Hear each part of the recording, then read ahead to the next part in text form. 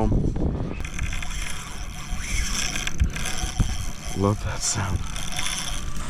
Let's go. He won't even fit in the net. What's going on, Salt Strong Nation? It's Matt in the Yak, and I'm back with a really quick tip for you guys. Now, as we get into this fall season, we start to get a lot of heavy winds, and we get some really heavy tidal flow. We get a lot of big tide swings during this fall period in some areas, and with these heavy winds and big tide swings, we often get some dirty water.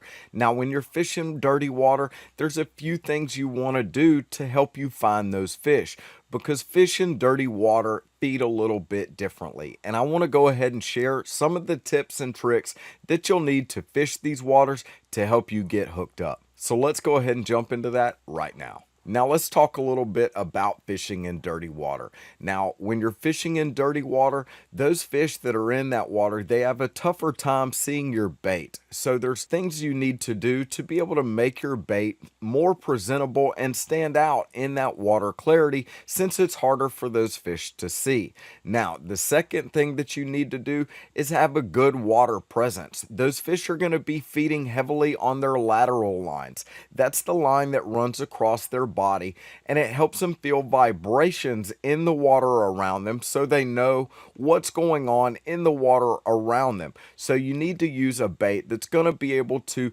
draw those fish in, because they feed heavily on those lateral lines in that dirty water as well. Now, the last thing these fish in dirty water do is they depend heavily on scent. These fish feed heavily on their olfactory senses, or their nose, if you will. And what that means is these fish use their nose or their olfactory senses to find their bait or their prey.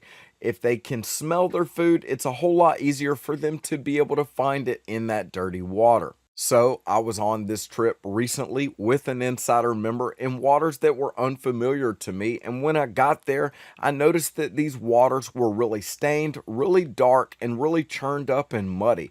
So I knew I needed to make an adjustment on the water to be able to get these fish's attention in that really dark water clarity. So while on the water, I made an adjustment, and what I did was I switched over to a Redfish Magic.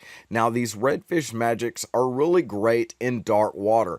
Anything with a spinner like this, or even a trout magic, or anything with a spinner at all is a really great option for dirty water. And the reason that is, these spinner baits like this Redfish Magic have these Colorado blades or a willow blade on them, and that gives off a lot of flash in that dirty water and makes it an easier target for those fish to find. Now, in that darker water, there's some low visibility for those fish, and because of the flash from this blade spinning in the water, there's a lot of really good attraction to this bait, so it makes it really easy for those fish to see. Now, the second thing that's really great about these Redfish Magics or spinner baits is that they give off a lot of vibration. As we talked about, the second thing we want to do is these fish feed heavily on their lateral lines, picking up on the vibrations that are coming in the water around them. So these baits right here give off a lot of vibration in that dirty water, and again, makes an easy target for those fish to find in that dirty water. Now, the third thing I said that's super important is scent. If you'll look here on this Redfish Magic, I do actually have it rigged up with one of our newest additions in the tackle shop at fishstrong.com. This is our Gold Digger Jerk Shad.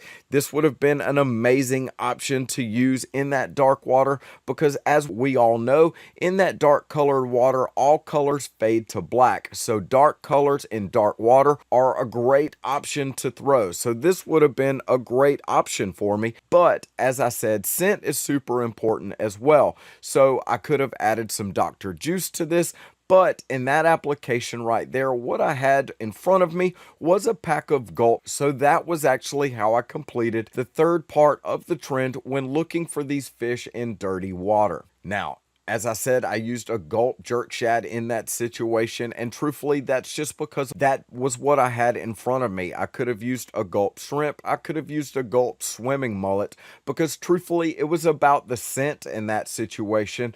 and that was why I went with that option. So if you use a shrimp, swimming mullet, or even the jerk shad option from the gulp presentation, that doesn't much matter, as it is the spinner bait that's providing most of the action for that lure in that dark water. To further prove the testament that it doesn't really matter what kind of gulp product you were using, I actually had my tail bit off on the back of my jerk shad more than one time that day, and that wasn't a problem after one of those redfish or trout ripped it off that day. I actually just kept on fishing it because, as I said, it was the spinner that was going to give me the action, not so much the bait that I had attached to that hook. That gulp piece there on that hook was more about the scent, so even if it was just a chunk of the jerk shad, I still threw it because it was still putting off scent and still providing those hookups. On the spinner bait, old Redfish Magic, you guys.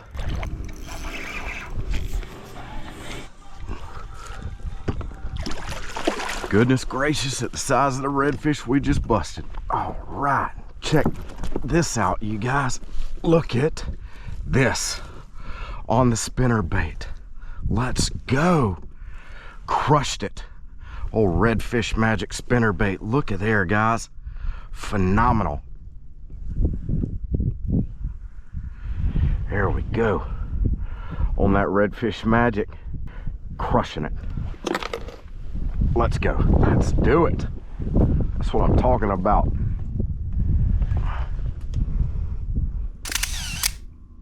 Now, as I said, I was fishing with an insider member that day, and we were actually fishing at one of the smart fishing spots that's actually in our smart fishing spots app. We were able to use the smart fishing spots app to figure out the best time to target this area so that we would have the maximum success on the water. Now, keep in mind, the smart fishing spots app has unbelievable underwater mapping and topography for all the underwater views in the places you're looking to fish. It also has different layers that could allow you to check out the oyster beds or the seagrass that could be in any area that you're looking to fish. So those are absolute game changers when it comes to making your pre-trip plan when you're looking to target certain areas in the areas that you fish. Now, keep in mind, we also share the exact location of where we found this, including where I found the bull redfish that is in this footage. You actually get access to all of that and the Smart Fishing Spots app inside of our Salt Strong Insider community. Not only that, but you do get amazing discounts on all of your fishing tackle inside of our tackle store at fishstrong.com. So you do get exclusive discounts on all of the products that I've highlighted in this video. If you're interested in more amazing fishing content, be sure to like and subscribe to this video so that you get more coming to you every time more videos are uploaded. If you're looking for more because you can't wait for the next video, you can always find more awesome saltwater inshore fishing information at our fishing tips page at saltstrong.com. And as always, we appreciate you watching, and we'll see you in the next video. And if you're new to Salt Strong, just know that we are the #1 online fishing club out there, because we actually guarantee we're going to help you catch more fish, not only with fishing tips and in-depth courses, but also our new Smart Fishing Spots app. That actually tells you exactly where the fish will be, as well as the best times of day to fish there, plus so much more. You'll also save tons of money with tackle discounts and make tons of new fishing friends in the Insider community. So thanks again for watching, and we hope to see you in the Insider community soon.